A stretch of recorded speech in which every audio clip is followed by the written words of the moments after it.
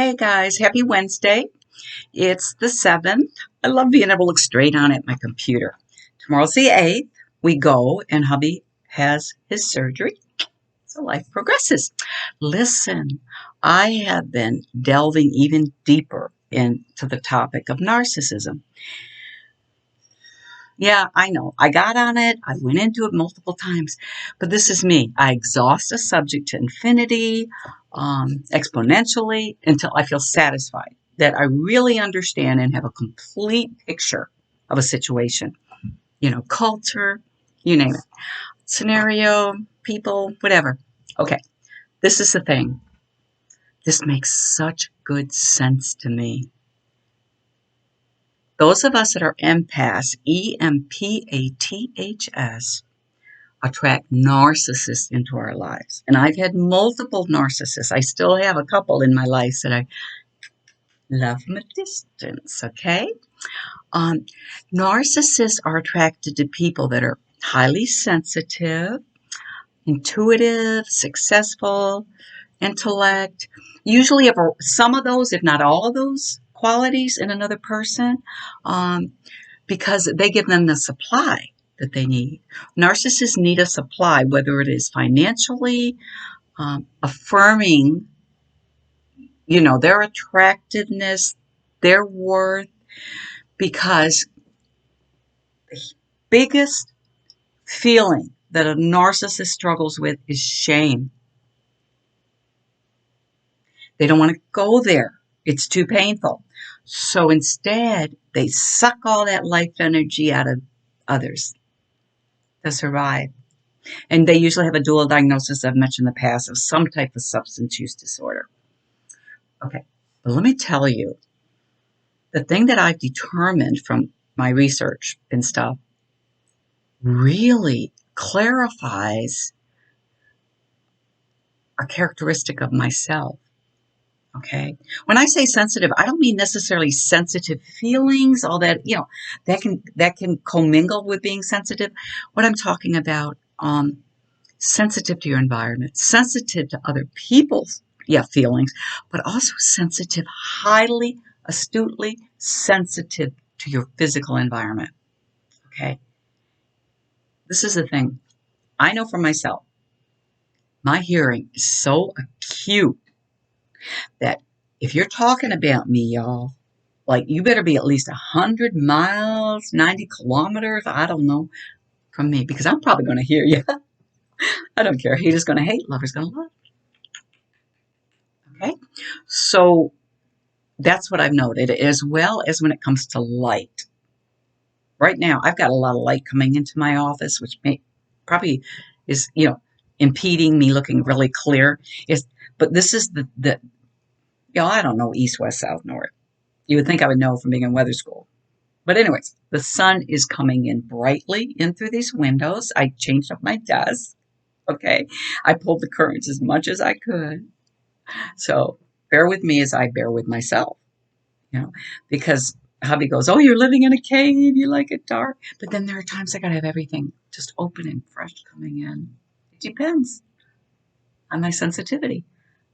And the TV, he'll be over there. I go, "Hon, turn down just a little bit. Oh, don't go too much.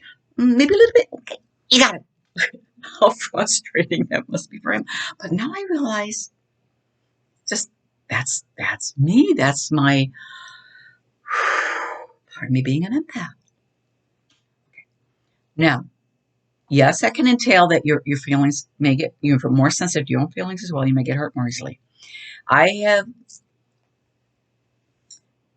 tuned myself to such an extent that if I'm in a situation where I might be discarded, not included, in an event or whatever, not invited, whatever the case might be, I now immediately tell myself, "Girl, you're your own best friend. Go find something else to do. You'll be good. You're fine."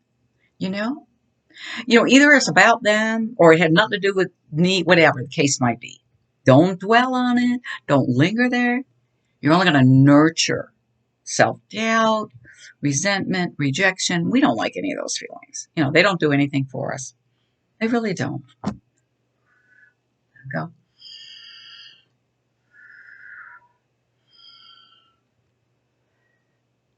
I have brought down my blood pressure 20 points by practicing deep breathing.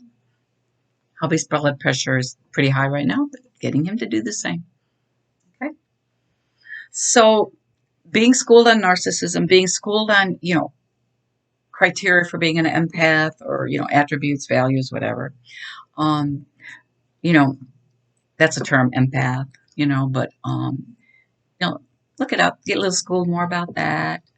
Um, the other thing is, when I was studying narcissism a little more, I realized there's a couple people, I knew there were issues. Um, there are areas in their life that really need addressing, healing, and probably wouldn't be. And there's a substance use disorder. But I hadn't really thought of them as narcissists. Um, I won't mention who they are, whatever, but well,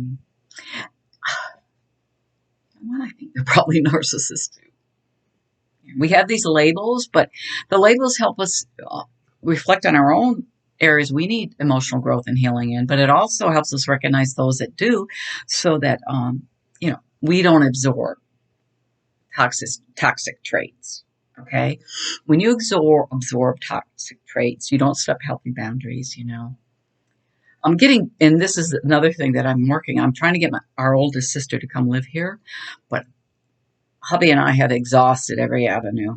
Okay, so now I got to set up a boundary. I've done all I can. Rest is in their court. Okay, hope it works out. Don't work out. Don't work out. Unfortunate. We would love it to work out. Okay. And my youngest daughter was saying to me, "Oh gosh, she got such a pure heart. Oh, she does. She's just got a pure heart. Honestly, I don't think she has. Like I said before, like I said, haters gonna hate, lovers gonna love. But she just got a pure heart. And of course, it makes us close because I try to maintain a pure heart. It's a struggle, but I do it as much as I can. Anyways, she says, "Mom, it's really nice of you, but there's a lot on you. Why you keep doing this? And sometimes you need somebody else to point that out."